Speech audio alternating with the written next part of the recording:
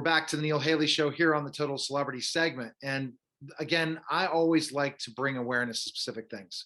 And when you think of the frontline workers that have worked so hard and then they lost their lives because of COVID-19, what these guys are doing is tremendous. So I'm excited to welcome Brad Maloney and Megan Maloney and Keith Hudson, all from Charity Pros for Heroes and Charity Pro Travel. Guys, thanks for stopping by. How are you guys? Fantastic. Thanks for having us. Absolutely. So Brad, we're going to kind of jump up and then see how Keith got involved in this, how you guys started with Charity Pro Travel. Explain that. Sure. So in 2008, when Megan was 11, she lost 3 family members to cancer. So I was in the middle of checking out the new online travel phenomena, but there were no big companies yet. There were no Expedias, Travelocities, no giants. So I had a guy build a test site. And while that was being built, Megan came to me after her loss and said, "Dad, do you think there's any way we can help fight cancer with your new travel business?" So I thought, wow, that's a really cool aha moment. And so we took that and we were getting ready to launch the test market for the travel site, Charity Pro Travel. And Patrick Swayze had just announced that he had been diagnosed with cancer.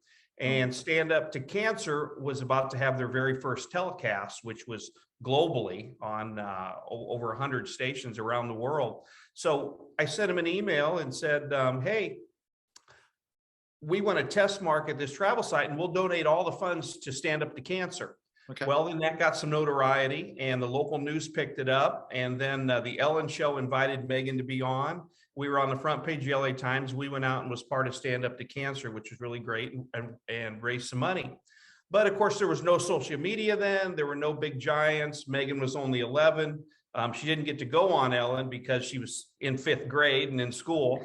So still hoping to get an invite back on here. But so we did the test. We launched it and it was a successful test, but because of those factors and the downturn of the economy in 08, we just put the thing on the shelf until Megan got out of college. And then she came to me and said, Dad, are we ever going to do Charity Pro Travel? I contacted Keith and he can tell you a little bit on his end, but he's basically said, I'm in. And but we ran into one little issue, and that was the fact that there were no guys building websites anymore. There was the giants had taken over the industry. So on a Saturday, we had a call with Keith and Megan and I said, I think we got an idea. And we put a proposal together and sent it off to the generic email customer service at priceline.com. Sent it off. 20 minutes later, my phone rings. Hi, I'm Rick Schneider. I'm the vice president of Priceline.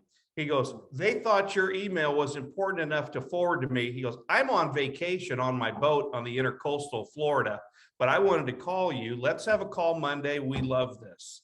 On Friday, we had a contract with Priceline, and they handle all the back end of our travel. And what we do is we work with our charity partners that we bring on board. And every time you book a hotel, airfare, rent a car, or a vacation package, we donate 50% of our commission to the charity of your choice.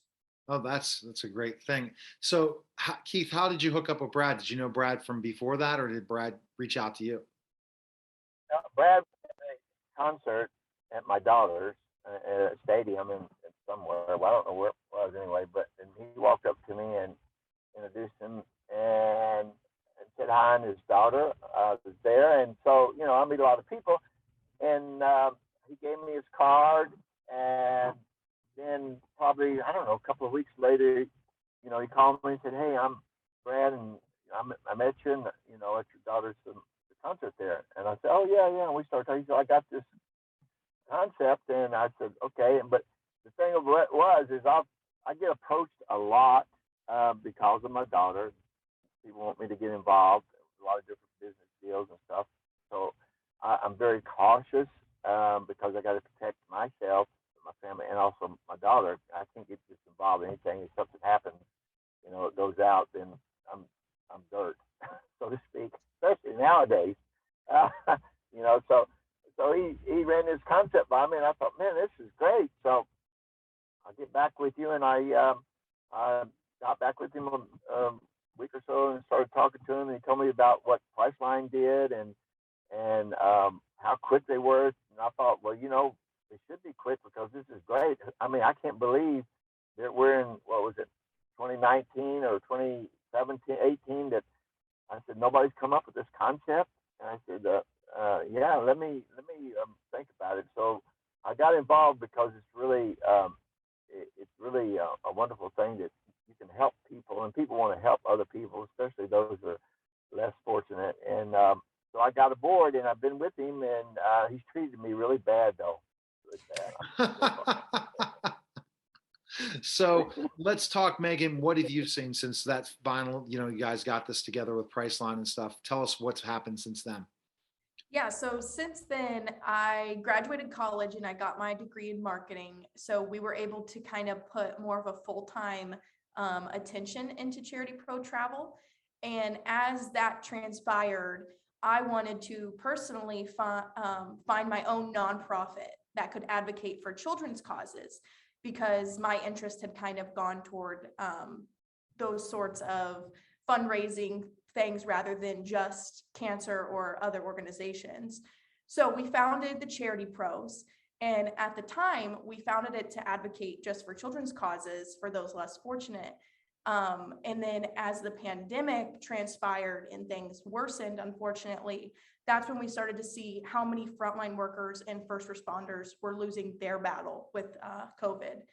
So we looked into fundraising and seeing what was being done for those children that were being left behind. And sadly, we saw nothing. So at this point, we wanted to step in. And that's when we founded Charity Pros for Heroes, so that we could do events and fundraising to give back to these kids that lost their hero and our hero. So that was a great idea, especially at that time. So that was a perfect time to do it. Would you agree, Keith, especially what's happened with this pandemic and how it's really affected so many people, and really to honor these frontline workers that lost their lives, and then they loved ones that lost those people. I'm just saying the whole concept is just incredible. A lot of charities, major charities, have got on board. A number of them. We've gone to. So when the pandemic hit, one of my childhood friends was a Naples firefighter, and he got COVID-19 and passed away. He was the first firefighter in Florida to die on the job of COVID. So that's when Megan and I started doing some research, and we were finding that what was interesting was that how many first responders and healthcare workers were actually passing away. So the more we looked at it, there was 1 week there was 500 that was documented, and the next week there's 1,000, and then 2 months later there's 1,500 first responders, and then there's 3,000, then there's 4,000. But most interesting, what we found out was that nobody was in all the fundraising that was going on, the millions of dollars for masks and for equipment, which was all fantastic. We learned that nobody was doing anything for these kids. So these kids have truly been left behind. Yeah. So we talk to families every week. And in fact, I met Pamela Addison yesterday. She started a group on Facebook. It's Young Widows and Widowers of who lost their spouse to COVID, that was a frontline healthcare worker, first responder. And she started this support group. And she's got 2 little kids, 4 years old and 2 years old, and nobody's helping these families. They've truly been forgotten in all the fundraising. So what we wanted to do was help these kids in some way. And what we're doing, the funds for these events, which we're going to talk about, is the proceeds are used to provide educational scholarships for the kids of our fallen heroes, and also grant a Megan's Wish that we started to, help these kids get over their grieving in some sort of way. So Megan, tell us about those events, and then we'll try to jump back to Keith, but his connection was. I'm okay. You're good now? Okay. I fixed it. Can you hear me good now? Oh yes. So you can tell us about the event, Keith. We can hear you now. So, and I'm going to edit this stuff. Don't worry.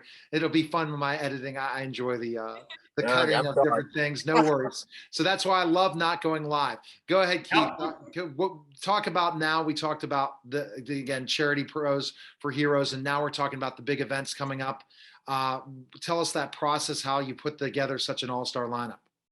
Well, I didn't really put it together. Brad does, because he's the one, you know, he's the brains, I believe, and I'm sort of the guts. Okay. And so, but he's done a number of big events before. I went to one. Where was that one that I went with? And was In it Illinois. huh? In Illinois. Yeah, there was one of them. Yeah, the big event. Yeah, in Illinois, I went there, and that was when you had some major bands and groups there. But Brad's the one that is brains behind getting all this and all the people. It seems like a lot of the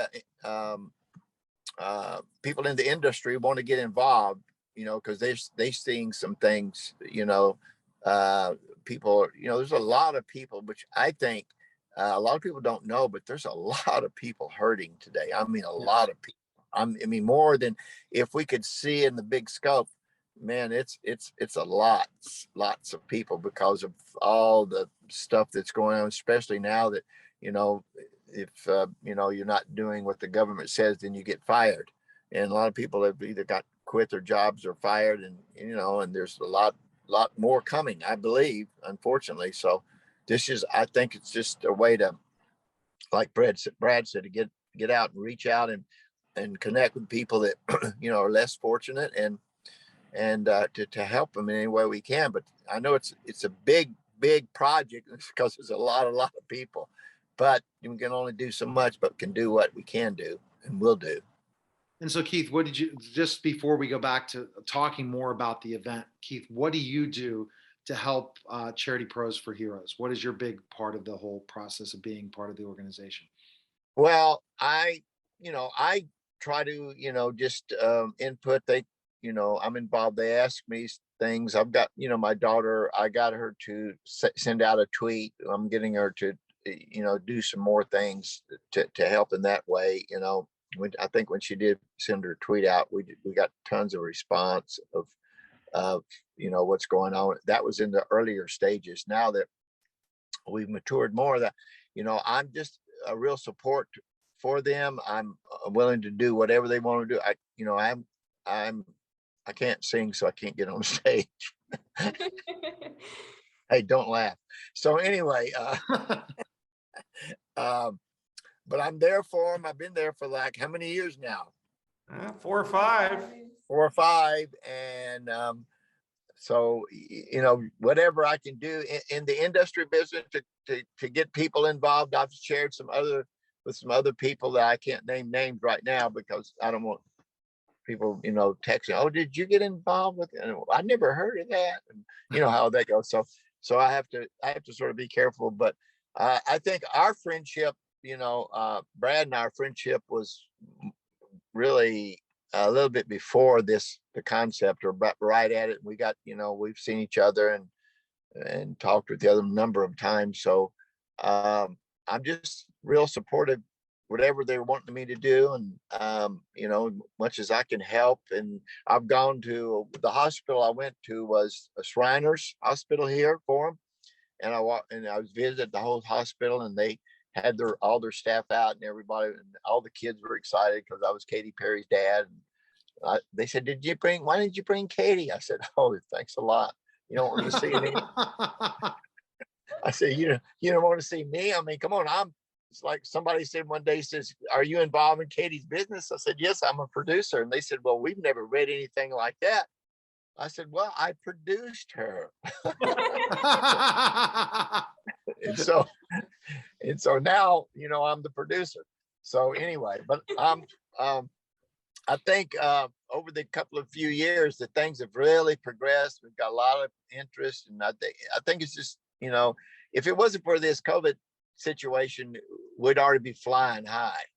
You know, I really do, because you know, we're back in the air, so to speak, and you know, it would happen a little bit faster, I believe, with all this downsize from, you know, all the restrictions and everything. But I think it's going to take off in a great way, and it is. And there's a lot of people are involved in it, you know, are really, you know, putting this whole thing with the events is all donated. Wow. And so think it's It's great. it's amazing. So is Keith being humble, Brad, when he says about how he helps the organization? Keith's always very humble. You know, he's not a self-bragger by any means, but you know, Keith and his wife Mary, they're just wonderful people and supportive. And you know, they've traveled the world ministering and helping people. And Mary does these Arise seminars to help women that abused and women that need help and counseling. Keith can tell you more about that, but they're just a fantastic couple. And Keith's right. He and I knew each other actually for almost a couple years before we even started the Charity Pro Travel together, and got to know each other. And they're just very genuine. And Keith always picks up the phone and he's anxious to make a phone call for us or appear for us or talk about it. But you know, they've helped people their entire life, so they're great partners to have. All right, so Megan, tell us about the 3-day event. John Fogerty and some other great groups are going to be there. 3 different places in Florida, right, for the concert? So, Yes, 3 different places. So we have one here in Fort Myers, and then we're doing a show in Tampa, and then another show in Orlando. So 3 great areas of Florida. Each show also has different supporting artists with them. So we have Cheap Trick on Orlando and Lauren Elena when the Tampa show goes on. And then in Fort Myers here, we have Foreigner. So we have a great star-studded lineup at each event, whichever one someone would choose to go to. I mean, they're going to have a ball. Yeah, it's really exciting. And you had asked earlier about how we put this together. In April, we actually did a virtual show to kind of prepare us for going live. And Megan got on the phone and sent 100 emails out to artists. And they remarkably, they were raising their hand. John Fogerty, Lance Bass from NSYNC, Mel Gibson, Andy Grammer, Roseanne Cash was amazing, Foreigner, and they all made videos for us. And we did a virtual show in April with 20 artists, and it was amazing. So this kind of prepared us to go forward with the live shows.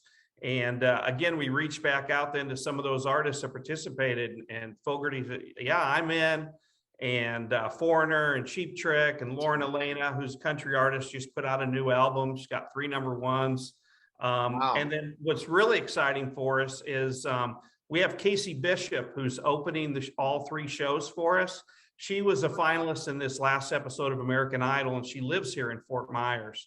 So it's really exciting to give her an opportunity to come on stage with these Hall of Famers. Yes. And play a couple songs and help out her community.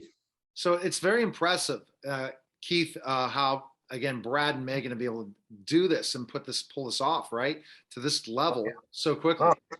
It's it's incredible. Well, I mean, the whole thing has been incredible, and I really say that Brad's a mastermind. He really is. He just, for some reason, he just knows how to do it. I mean, you did restaurant business for years, and he could put together a restaurant in a couple of weeks and have it running and maintaining it. He's done those things. So he was born to do this, I guess, so he's really been good at it. But the thing of it is, I think what grabs the people is the concept of you.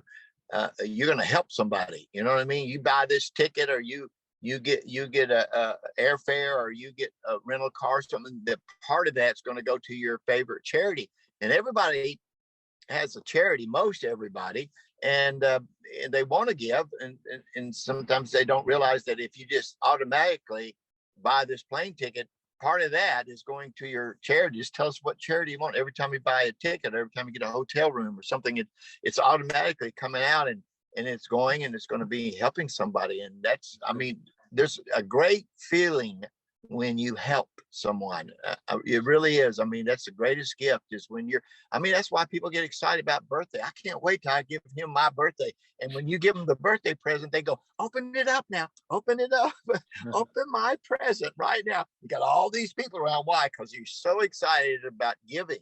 And that's the whole concept of this is giving. And Brad, best place people can go to purchase the tickets now is go where? So yeah, Ticketmaster, of course, but you can also get them at the venue. So the tour starts on November 20th at the Yuengling Center in Tampa. And the next night we're down in Estero, Florida, Fort Myers area at the Hertz Arena. And then on the 23rd, we're in Orlando for the big show at the Amway Center. And in fact, we're a week away from announcing that we're inviting all the families of the fallen heroes from anywhere, just not in Florida, but any family that wants to come to the concert in Orlando is our guest to come. There's free tickets. We've also passed out tickets to the hospitals in all the corresponding cities and offered discounted tickets to all the first responders and the healthcare workers here all around the state of Florida and anybody else that wants to come in. And that website, Brad, is again? You can go to Ticketmaster, or you can go to any of the venues, Yuengling Center, Hertz Arena, or of course you can go to thecharitypros.org, which is our, you can get all the information, including sponsorship information. You know, it takes a village to make something like this happen, and we really need sponsors. You know, we've got some people on board, you know, the Tito's group and Yuengling and so forth, but we need sponsors. That's what really makes this thing. You know, an Amazon, you know, a Jeff Bezos or Elon Musk or somebody could help so many kids with this. And you know, we really appreciate you and the media getting behind this, because we need that to help spread the word. Absolutely. I'm looking forward to interviewing everyone I can for this event, and who knows, we might come to Florida. I might come to Florida in November. We'll see. We're definitely going to stay in touch. We would love to have you, because I'll tell you, the evenings, the events are going to be so cool, because we've partnered with the local hospitals. We've partnered with the sheriff departments, the fire departments. They're going to be at the event. We've got some special things planned to honor all the fallen heroes, the honor guards on the stage, and Casey Bishop singing the national anthem. I get chills as I tell people about it, definitely. But it's just going to be a tremendous event to honor all these people that work so hard around the clock to get us through this pandemic. Absolutely. And Keith, best place we can connect with you, where can we go? Where's the best place for different events and things you're doing? What I was going to say, I was going to come, but he just mentioned he's going to have the sheriff department there, so I don't know if I'm coming or not. They still have that warrant out for you? So Keith, where's the best place to connect on your different projects you got going on as well? Plus, well, I have the KeithHudson.org. That's it. It's just very simple. It's KeithHudson.org. Well, you guys are yeah, for sure. Go ahead, Keith. Sorry. Yeah, that's all right. No, I'm just saying that's it. But it's going to be a great event. Anytime they put on anything, the one that we did, the video, it was incredible. And they did that, you know, they just took the time and, you know, didn't ask for anything, any money and nothing, and did all these sets, and it was incredible, because you have to set up, you know, especially if you have a group and you're doing a virtual, you know, you're putting out there on the video. So all these groups got and did it. Now they're doing it again live, so it's going to be really, really unique. All right. Well, we want to thank again Brad and Megan Maloney for coming on, and also Keith Hudson. Thanks again. And again, thecharitypros.org, correct? Is that the website? Everyone needs to check that out. And I appreciate you guys. And I tell you, Brad, I'll be in touch with you, because I would love that invitation to check out the events, especially, and get maybe these interviews in person as well. So appreciate everything, and continue to help these frontline workers, especially the ones that are lost, because the kids are missing their family members, and anything you guys can do is tremendous. And thank you again for your service to help those in need. So appreciate you guys. Thank you. Thanks so much. Thanks a lot, Neil. All right. You're listening and watching the Neil Haley Show, and we'll be back in just a moment. Hi, everyone. And we're back here to the Neil Haley Show in the Total Celebrity segment. I'm excited to welcome the program Rick Nielsen of Cheap Trick. Rick, thanks for stopping by. How are you, man? Nielsen and Neil. How about that? Hey, a perfect combination. I'm waiting for that co-host and all that stuff to come on board. So let's talk about starting out. Did you always want to be in music, Rick? Yeah, my parents were musicians. My father was an opera singer, so it's like I was around music, but it just wasn't my type. But I started out as a drummer, and at the time I was involved with the closest to guitar I was like with the Ventures, bands like that. But then the Beatles came on, and I was hooked. Really, you're hooked. You said you wanted to do it. And so how did you guys get together, Cheap Trick? How did that happen? Well, let's see. I had a whole bunch of bands before Cheap Trick, but I was always in those bands. I'm the only constant since grade school till today. Oh, wow. Who's in the band? So, but I always look for the best players to play with, and luckily I found them.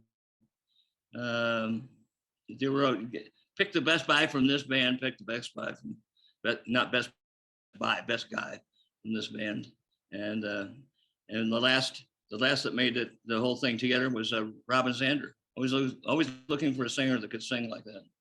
And that was the big thing. Finding that find is what discovered you guys, right? Getting that final find. Would you say? Yeah, Mhm. yeah. I was good. Drummer was good. Bass player was good. Like I said, I was good. And the missing cement was Robin, and still my favorite lead singer in the whole wide world. Yeah, that's fantastic. All right, so let's kind of go into specifically how did that big break happen? Well, let's see. Well, we'd been banging. Actually, I got a record deal, and Tom Peterson was on that deal. We were both just out of high school, and we got signed to Epic Records. And I was the second guitarist and mellotron player, because I was the only guy in the United States that had a mellotron at that time in '68. And we put our first record out in 1969. Fresh out of high school, had our own deal and Epic Records, and we went no place. But we were too dumb to quit, just like Cheap Trick is, and we stuck around, and so that was '69, and a mere 8 years later, after starting Cheap Trick, we got our second record deal offered to us. Jack Douglas had come to see us. We were playing at a bowling alley in Waukesha, Wisconsin. He had relatives up there, and he came to see us and liked us immediately. At least I guess that's his story. And called the record label the next morning, and we got signed in one day. That's the great overnight success story. Yeah, overnight success. 10 years after the first group. And then we made our record in '76 that didn't come out till '77.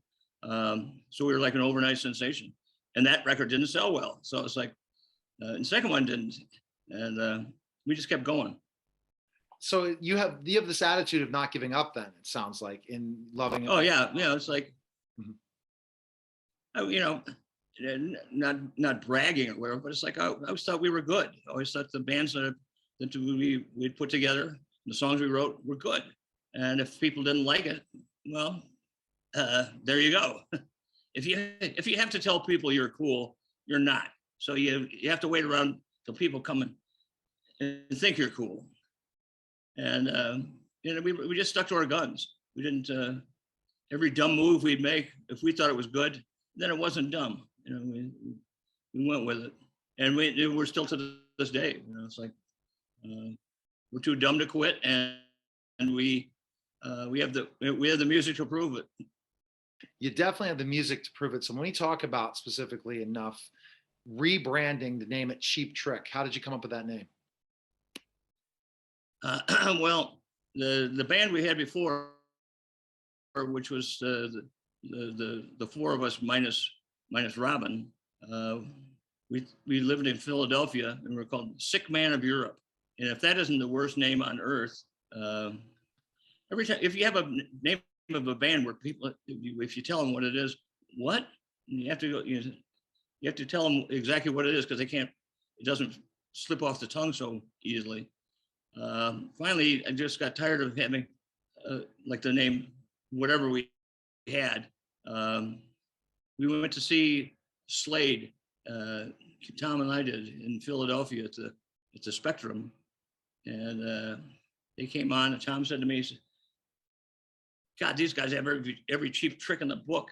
They had glitter and they had high heel shoes on and this and that." And I said, "Cheap Trick." Yeah, I said, that's a name. It's a household name, but it doesn't connotate anything. I don't think. But everybody would know what that is, and whatever definition they had of that, it still was like a household name. I mean, like the Rolling Stones, if they weren't really good, the Rolling Stones is just as bad as any other name. But it's Exactly. every time you think of Rolling Stones, that's those guys, and it means something. And Cheap Trick means something, and specifically. Yeah, cheap Trick means something. It's like people would say, "Oh, they're Cheap Trick." It's like, where's all that sound coming from? And we were like, it was just guitar, bass, and drums. But Tom had developed by then it had developed the 12-string bass and 10-string bass, 8-string bass, and we just had a way of filling out the sound so well. Yes. It's like, so that everybody thought we always, even later on, people thought we always had extra instruments playing. So like U2 or something, they play and all these other instruments appear. You know what I mean? It's like we always filled out the sound with the three pieces, and I don't know. So the look and feel of your band, thinking about Cheap Trick, the name you came up with it, then the talk about specifically defining Cheap Trick as a gimmick, as we call in pro wrestling, gimmick. A gimmick is like, a specific character, and that was the character of the band. And then Cheap Trick is trying all the different moves to kind of put something over to make it get over. What would you say, how'd you create the style once you thought of that? You said you had the other band, you put this band together, and it starts to take off the look, the feel at that time in the 70s for music, and figuring out how that band's aura and reputation and brand looked. Well, myself, was like I was never going to be a Jeff Beck, Jimmy Page, Keith Richards kind of guy. I was always a class clown in school, and it's like if I tried to dress up and look like any of those guys, like I was a rock star, it just wasn't me anyhow. I mean, I was a guitar player, songwriter, and so if I tried to be cool, if I tried to act like I was cool, I couldn't do it. If I tried to act like I'm me, the eccentric screwball, whatever, I could do that. I didn't try to look like Haystacks Balboa. I don't know if you remember him from the old wrestler. I actually knew a lot of the old wrestlers because I went. Did you? Yeah, because you were near Chicago. You grew up near Chicago, right? So. Yeah, and I saw Gorgeous George with my dad. Oh wow. Yeah. Okay, so you were the old days. I'm 48, but I wrestled in my 20s and retired in 29 in Bremen, Germany. I wrestled before The Rock was The Rock. He wore my knee pads down south, so I was part of the Attitude Era in wrestling. So I don't know the old school era, but when I consider anything, music and wrestling, rock and wrestling went hand in hand in the 80s. So about the 70s, go. Some of those guys that we'd play the same places that the wrestlers did. I mean, we had Andre the Giant was out with us, and I was with Brutus Beefcake. Oh, really? Wow. Yeah. Do you have a story about you and Andre?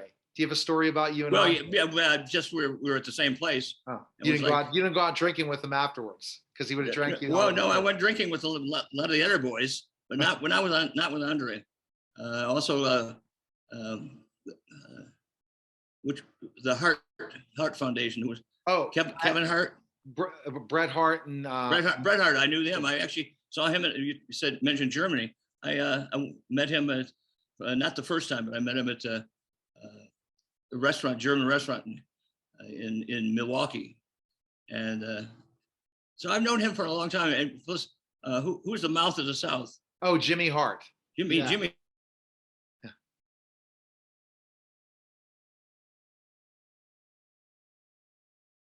Yeah. So I kind of, we're all kind of like everybody, the wrestlers and the musicians, we're all kind of misfits.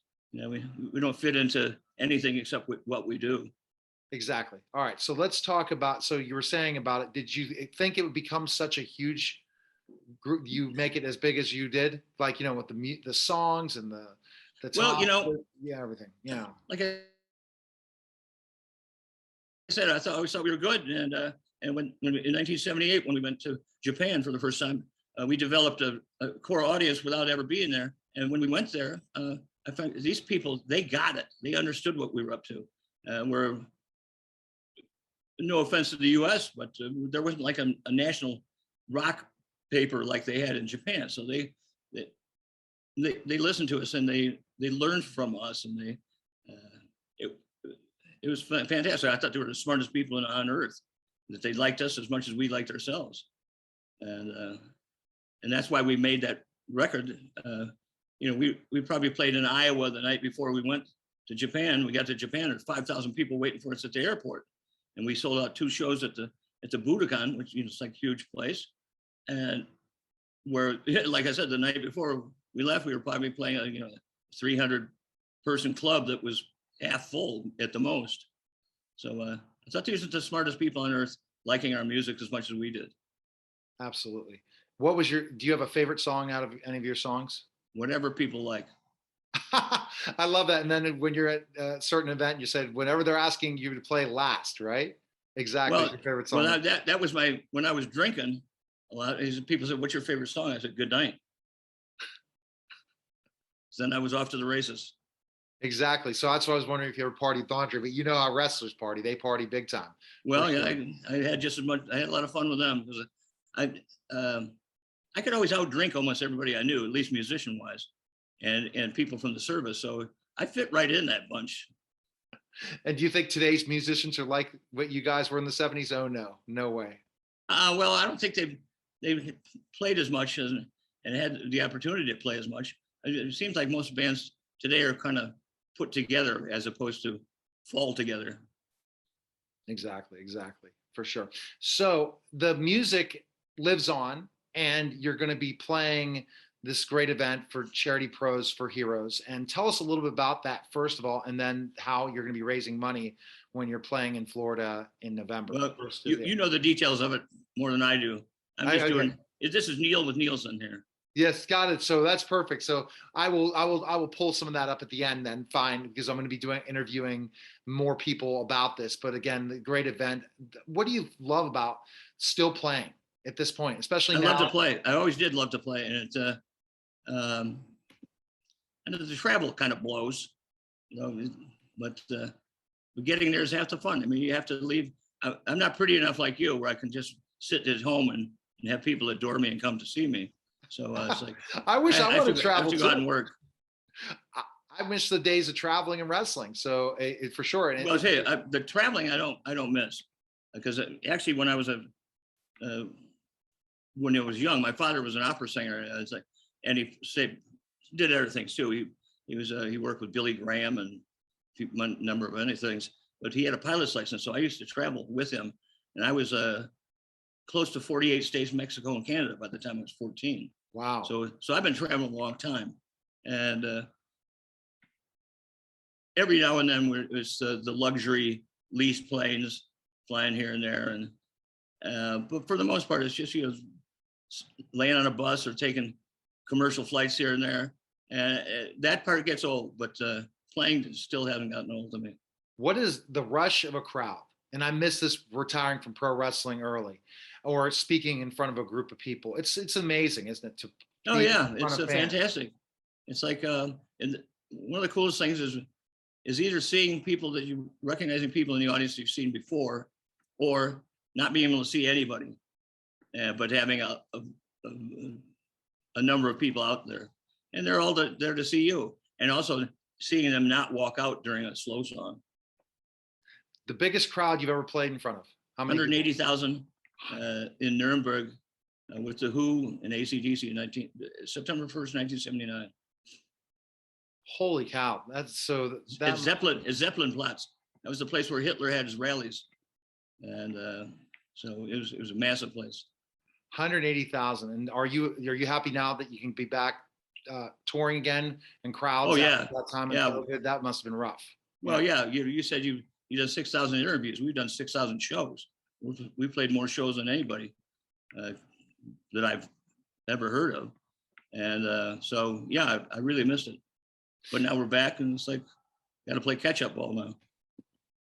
Yeah, play catch up, and that's it for sure. So let's talk about the event. This is, again, I'm going to talk a little bit about it myself. Again, this event that you're going to be playing at is going to raise money for frontline workers that lost their lives. And and I'm going to talk a little bit about the charity right now. Lost their lives or their livelihood? Yeah, for sure. And you said their lives. Lives. Oh, yeah. So basically, live. So let me just read a little bit about it really quick. Charity Pros, a Fort Myers, Florida nonprofit, has announced the launch of the Charity Pros for Heroes concert tour to honor the frontline health workers and first responders who lost their lives during the COVID-19 pandemic. I see. Yeah, it's really, and the fundraiser events will help provide educational scholarships and a Make-A-Wish grant to children left behind by the death of their fallen heroes. Wow. And you're going to be playing again on an Amway Center, Orlando, Florida, with John Fogerty. How cool is that going to be playing with John? Well, I've known John a long time, and he knows me by my first name, which I didn't realize he knew me way back in the day. So he's got one of the most unique voices in the business, and he's been doing it a long time too. And what would you say? Are you touring a lot now? Are you going out? Yeah, we're touring a lot, and we're making up for the stuff that we lost last year and 2 years before. We just have a tour coming up the U.S. with Rod Stewart. We have a tour with the ZZ Top in Canada. We have a tour in Australia with the Stone Temple Pilots and Bush. We also have another tour in coming up in Europe too. That's all stuff, and we have some shows before this and right after this in Mexico. So you love this, right? This is the rush. Yeah, we're way into October of next year of 2022. Wow, and everyone wants to be back live. What was the feeling going back live after COVID to get that first live event? First live event with all that time off. I was a little rusty, but I picked it as like the old story about riding a bike. You after you fall down on the first block, you kind of pick it up. Absolutely. Well, we appreciate it. Where's the best place you guys can connect to learn more about Cheap Trick and stuff? Where can we go? cheaptrick.com or Cheap Trick Rick on Instagram and all that kind of junk. And the best place to visit to make it tax deductible donation is www.thecharitypros.org, and also check out Cheap Trick and Rick Nielsen again on November 23rd at Amway Center in Orlando, Florida. See you there. John Fogerty, and see you there. And I tell you, I enjoyed the conversation. What's the last tip you would offer first-time musicians of what they can do to become better at their craft and stuff and make it? What would you say? Practice, and get out of the basement. Okay. And what else? Do you, the other question I want to ask is, what do you want to say to your fans? It's like something I do. We always worked. We didn't care if it was 180,000 or 18 or 1. Play as much as you can. That's the best way to learn your craft or learn your crap. I learned both. That's perfect. And keep going. And what message do you want to give to your fans of Cheap Trick? Miss you. Yes. Come see us again. Oh, and when are you going to be in Pittsburgh? That's what I want to know. When are you guys coming to Pittsburgh ever? The tour? Cheers. I'm sure we have something coming up. I don't have it in front of me. I'll have to check that out for sure. But I appreciate it, Rick. And I'll have to think about the stories, and appreciate you. And I hope that we connect sometime in person. So take care. Get back on the stage. That's what you need. I want to. I want to get on the stage. I want to speak in front of 10,000 people. I want to go all over the world. So, and maybe get back into pro wrestling. Who knows? I'm 48. I still can go. When you're going at your age, I can go on in the wrestling tour. So we'll see. What happens. You look mean enough to go kick somebody's ass, I'm sure. I love it. Yes. All right. Well, thanks again for stopping by, Rick. Take care. Bet. All right. Bye-bye. All right. You're listening to Neil Haley Show. I'm watching the Neil Haley Show, and we'll be back in just a moment. We're back to the Neil Haley Show here on the Caregiver Dave Celebrity segment. I'm excited to welcome to the show Caregiver Dave Nassani. Dave, how are you? Hey, how you doing? Good. I know you're excited about our guest because you're a huge American Idol fan, right? I'm a huge American Idol fan. Yes. Awesome. So introduce our guest. Well, let me introduce her, Casey Bishop. For those of you who've been watching, she's no stranger to you. She was almost in the top 3, and I don't know what happened. But Casey, welcome to the show. Hi, thank you for having me. Absolutely. Glad to have Casey. you. Yeah, and we're going to talk about really an exciting time where you're going to be performing with your hometown crowd for such a great charity. We're going to talk about that later. But I kind of want to start out, Casey. Did you always want to be a singer? Was that something growing up you wanted to do, to be a performer? Yeah, honestly, I think so, because I was always singing from when I was really little, and then I started feeling really inspired by like Stevie Nicks and Heart, like Ann Wilson. Oh yeah. And that started happening in like middle school, and that's when I really started taking it seriously. So yeah. Yeah. How did you feel when your single soared to the top of the iTunes country chart? Yeah, that's crazy. I never expected that, like my first single, and it all happened really quickly too. It was that was pretty cool. Now, Yeah. how did this whole thing happen with American Idol? What was your thought process in the auditioning and stuff like that? Well, the audition, so I had to audition for producers before the judges, and I was really setting my expectations low because I had already been told no like 3 other times by other shows. And yeah, I got told yes, and then I got sent through to the judges, and I really could not believe it. It was really, really surreal to me. So this is an experience that can really enhance your personal development. I'm sure you've seen growth in yourself as a person and your personality. Tell us how you have grown, other than your voice, in this whole experience. I think I've really grown as a person, honestly, and like my personality and my social skills. Because Idol, there was a lot of people, and that whole show, we just became like family, and there was absolutely no competitiveness at all whatsoever. And yeah, just super tight bond with every one of the contestants because of the show. And that's the important part of the whole thing. And what was your greatest experience being on Idol? Yeah, really just honestly feeling like noticing that I was growing vocally, and my nerves weren't getting to me as much, and the friends that I made on that show, that was one of my favorite parts. It's always, As a viewer, I'm sorry, Neil. As a viewer, we always wonder what's going on behind the scenes, because we see breakdowns, we see people who are not emotionally stable enough to rise to the occasion, to take the pressure. They crush under pressure. What are some of the things you've seen, and were they real or were they staged? I mean, we never know what's staged on the show. Right. Well, I can say for myself that behind the scenes, in the middle of the show, while I was there, I started getting really, really down on myself, and I was losing my voice. So I started to worry, and my nerves started getting to me, and it was making me perform differently. And I wasn't enjoying performing. I was just too worried. And, I wasn't saying that on TV, or I wasn't really telling everyone that, but I'm very open about it because nerves are a real thing. And Sure. yeah, but it all got better though, because my voice started to get better. So yeah. Cool. So in that process, how do you keep yourself from those nerves? How do you get yourself focused especially when it's time to perform?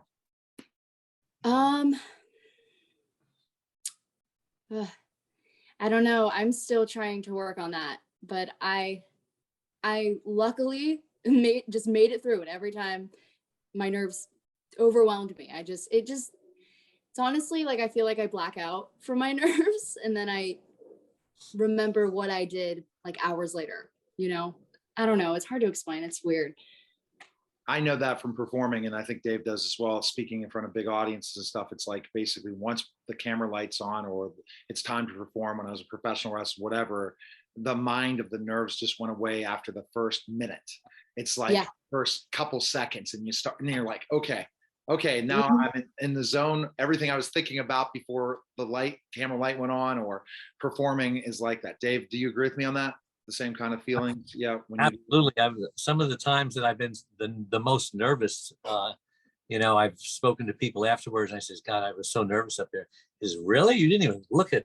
So in essence, we've all learned to become at our worst better than everybody else. And that's why they kept pushing you through. Yeah. 100% relate. And then, so from American Idol, what's going on now? Can you update your fans since American Idol, what you've been doing? Yeah. So I got signed to the label 19 Records and BMG, and I'm traveling back and forth to LA, and I'm writing and recording some new music. So I'm pumped about that. That's the cool thing about Idol. You don't have to come in first or second or third or even fourth or fifth. There's people out there because the competition is just getting more and more intense. And it's like, I don't envy the judges for choosing these people. And I don't know how the fans can do it, but they were so disappointed when you got knocked off that some people said, I'm not watching Idol ever again. They were really invested in you. Oh, that was a good night. Honestly, that night I got eliminated. It was a really good night for me. So now let's talk about charity pros, and especially talk about charity pros for Heroes. And you're going to get the opportunity to perform in front of your hometown. How exciting is that? And tell us about it. Oh yeah, I'm always excited to perform for my hometown because I did that one time and the energy was absolutely amazing. And I'm so excited to do that again, especially at Hertz. So yeah, I'm pumped, and especially with John Fogerty, like that's nuts. Yeah, and to be in that opportunity in that environment, and have you performed in Hertz before or not? Have I what? You performed at Hertz Arena before, or is no? Oh yeah, so no. Crowd excitement. How excited are you already talking about who's coming to see you perform and everything and getting it all ready together? What date is it on? November? Because I always get the dates are 20. Which date is it? 20. Oh gosh, yeah, me too. I think Hertz is the 21st. Yeah, 20. So I can go back and I'll check that stuff out. So, but we'll check it out. But again, go to Cherry Pros. You can check all that information. But I think it's amazing that you're getting to perform, and also for such a great cause, right? When you agree, the cause is amazing.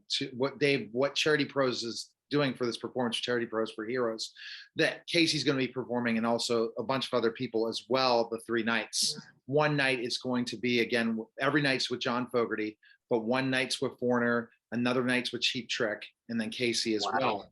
And so it's an all-star cast. But what's really awesome about it is it's raising money towards the frontline workers who lost their lives, for their families, the kids that have been left behind. And how's that feel? I mean, to think about specifically doing this for this charity, it's got to be amazing to be able to be. Yeah, it really is. Like, I feel like I'm doing a really good thing. And, I heard about it. I'm so excited about it. And then I'm, just getting to perform, and then it being for such a good cause. I think it's just going to be such an amazing 3 days. So many people rise to fame so quickly as you did. And one of the amazing things that most people say is to stay humble. How do you manage to stay humble through all of the fame? And now you're doing this great charity, and you're singing with Foreigner and John. How do you stay humble? I don't know. You are humble, right? You definitely is. I get told I'm humble, but I mean, it's just like,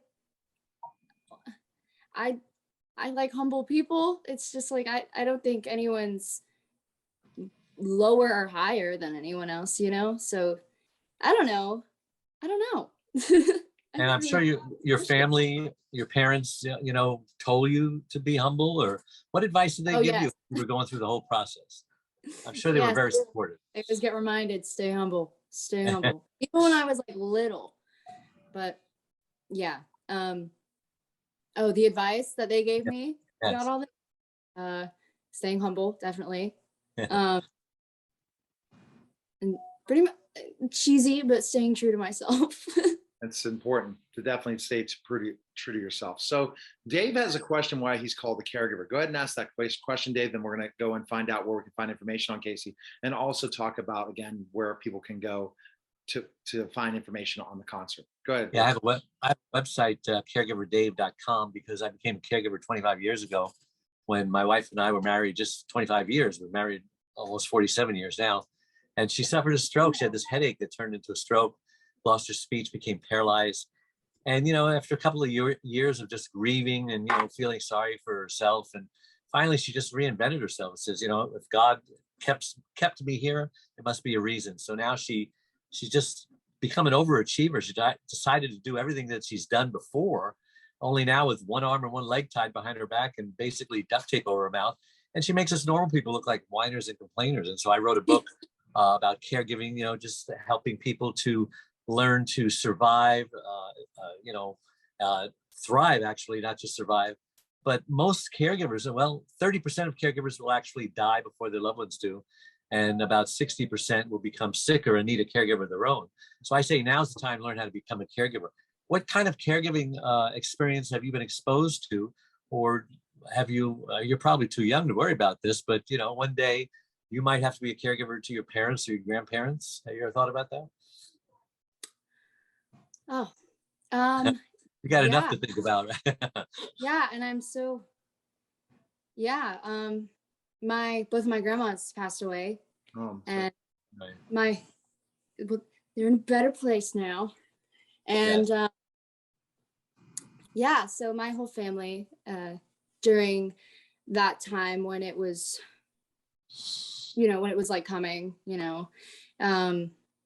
were all caregivers, and just going through the acceptance of it, and then still caring for them and trying to maintain your composure. It was a lot, but I cherish those moments still. That's great. Cool. See, you never know, Dave. You can check out caregiverdave.com, but you never know who becomes a caregiver, because at a younger age, definitely grandparents, you get to learn that caregiving. So when it's time to care for someone else, you'll be ready. And Casey, where's the best place to connect with you? On Instagram? Is that best for people to reach out to you? Yeah. Follow you? On Instagram. I'm on Twitter and sometimes on Facebook. I'm trying my best. Try to jump in all those different places, but everyone needs to go to thecharitypros.org right now if they would like to purchase tickets for November 20th. That's going to be again in Tampa, Florida, at Estero, Florida, at Hertz Arena on November 21st, and then November 23rd at Amway Center in Orlando, Florida. Again, go to thecharitypros.org.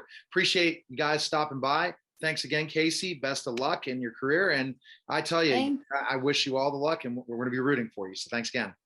Thank you so much. Take care. All right, guys, that was the Caregiver Dave Celebrity segment. Take care. We're back to the Neil Haley Show, and this is going to be a really interesting interview. I'm a huge fan of Foreigner, so I'm excited to welcome to the program Michael Bluestein. Michael Bluestein, how are you?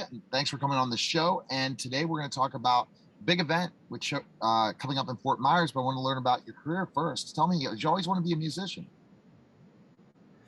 Yeah, well, I mean, from an early age, definitely. Started playing piano when I was 9, and there was just an old funky upright piano that was in the house that we bought, living in Haverhill, Massachusetts, and just kind of came with the house. The previous owners didn't move it out, and I started plunking around with it, and kind of pretty early on was able to pick out melodies and sort of had a knack for it. And my mom was all about that, and she's an artist and a creative person and really wanted to try to nurture that, and got me lessons, and I guess the rest was history, kind of, and so been a long road of a lot of different avenues, a lot of different styles of music, a lot of different potential career paths that kind of came along and changed, but led me to where I am today with Foreigner.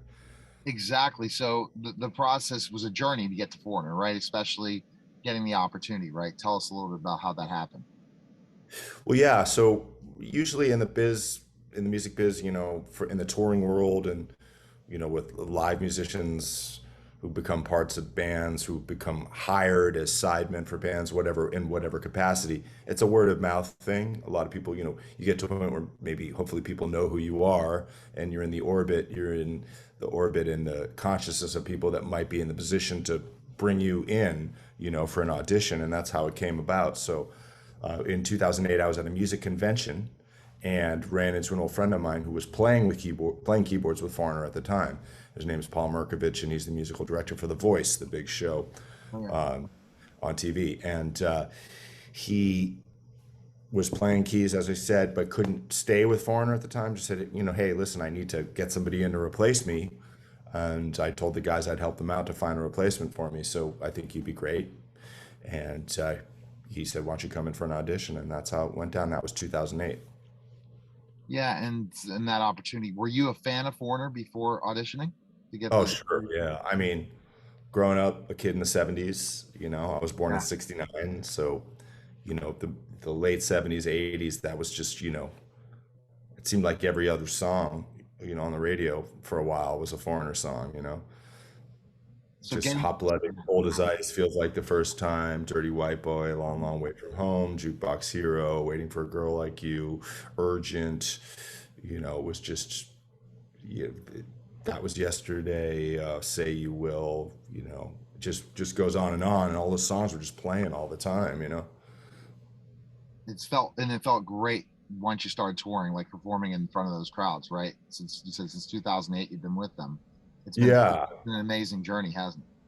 it has been. Yeah, I mean, it's taken us all over the world.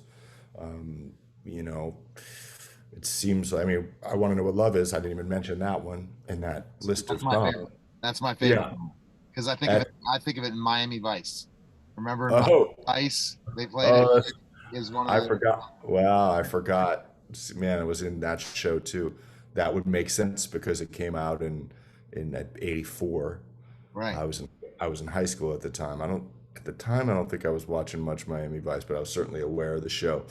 But yeah, that was the biggest hit of all.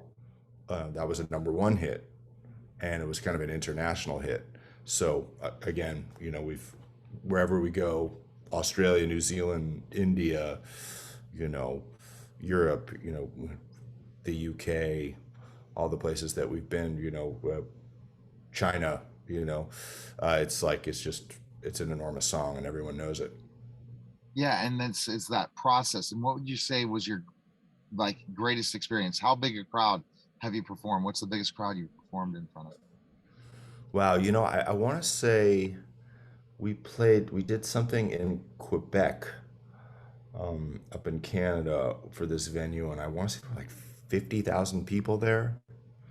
We've played some of the festival gigs tend to be the biggest ones, with some of the festivals that we do in Germany or Sweden, they have tens of thousands of people. But yeah, this one in Quebec, I think I seem to remember of a festival, just everybody descended on this venue, and yeah, I think it was something like 50,000. And it's exactly. And this event coming up on November 21st, where you're going to be performing with John Fogerty, is amazing because I'm sure you're a fan of John Fogerty's as well.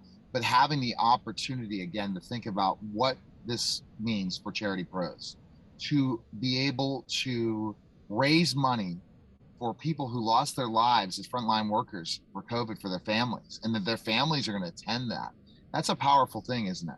To do something to be part of that.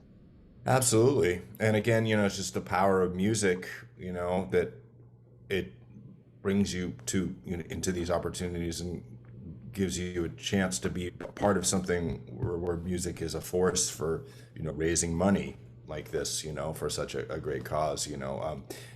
Just a lot of times it's a typical concert environment, a theater or an amphitheater or something, and people are coming for entertainment and just getting away from their busy lives and stressful lives. But it's not just that. Sometimes it's a big fundraiser thing for a really great cause. So it's just again the power of music and what it does for us. COVID in so many ways, think about it in ways of lost lives, but also the challenges that people left alone. And when you weren't performing, that was a challenge for all musicians as well, not to have an audience. How great does it feel to perform in front of crowds after that time being off? from? Yeah, I mean, I think it's sort of like anything, you take it away, right? And people want it more. I mean, nobody could, we're doing these shows. We didn't do a live gig for 16 months almost. We were sent home in March of 2020, once things were starting to really get bad. And we did not do a live show until May of this year, 2021, so all that time, people that were big concert goers and loved live music were stuck at home and couldn't do it. There was live streaming and some live streaming events, but and I participated in some of that stuff, and that was filled in a little bit, but there's just nothing like that experience of being out shoulder to shoulder with people and singing along to your favorite songs. And so I mean, we're definitely seeing that enthusiasm has been ramped up. People are just psyched to be back at it. Have the Foreigner fans, are they different age groups now? Think about when you listen to Foreigner, when I listen to Foreigner, and watch them perform on specific, on music videos and stuff. Now, is it amazing to see the different age groups that are fans of Foreigner? Yeah, I mean, I guess it's a testament to the longevity of the songs and how much they've become part of our culture. Yeah, so I mean, we don't, of course, people that were in high school or in the 70s and 80s or in college then, and growing up then, know the songs from their youth. It's obviously not, it's not on new pop radio now. It's like whatever, it's The Weeknd or Adele or Drake or whatever. So those people are on pop radio now are not listening to Foreigner, but their parents are turning them on to it. And so we see a lot of teenagers and 20-somethings and 30-somethings, the people that grew up with their parents playing the stuff at home, and then they in turn love classic rock, and so they're tuning in on classic rock satellite stations or radio stations, whatever, and still listening to that stuff. And yeah, so you have a whole bunch of kids growing up with it too. And everyone that definitely needs to check out again, November 21st, Foreigner and John Fogerty in Fort Myers, Florida, and then Charity Pros Travel, as I'll again have the link in the bio. But also, where can we check out Foreigner? Where's the best place? Foreigner Online is the website for all things Foreigner. There's is that what you're asking about, like? Yes. Virtual? Yeah. Foreigner Online is the website, and then also we have a really big Facebook page that a lot of people tune into. That's Foreigner on Facebook, and then there's a Foreigner Instagram page that we post a lot for. We post a lot of stories and stuff from the road there. So I would say those are the three major things. We appreciate you coming by, Foreigner fan. The dream definitely came true.